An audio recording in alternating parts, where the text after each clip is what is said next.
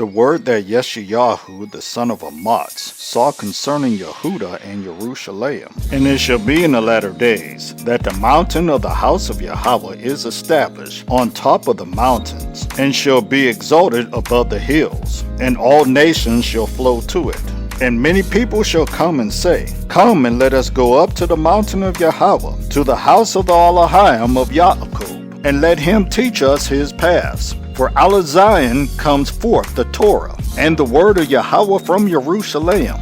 And he shall judge between the nations, and shall reprove many peoples. And they shall beat their swords into plowshares, their spears into pruning hooks. Nation shall not lift up a sword against nation, neither teach battle any more. O house of Yaakov, come and let us walk in the light of Yahweh. For you have forsaken your people, the house of Yaakov, because they have been filled from the east, and practice magic like the Pelethites. And they are pleased with the children of foreigners. And their land is filled with silver and gold, and there is no end to their treasures. And their land is filled with horses, and there is no end to their chariots. And their land is filled with idols. They bow themselves to the work of their own hands, to what their own fingers have made. And the lowly bows down, and the high is humble. Therefore you do not bear them. Enter into the rock, and hide in the dust, because of the reverence of Yahweh, and the splendor of his excellency. The lofty looks of man shall be humbled, the pride of men shall bow down, and Yahweh alone shall be exalted in that day. For Yahweh of hosts has a day against all that is proud and lofty, against all that is lifted up, so that it is brought low, and against all the cedars of Lebanon that are high and lifted up, and against all the oaks of Bashan, and against all the high mountains, and against all the hills that are lifted up, and against every lofty tower, and against every strong wall,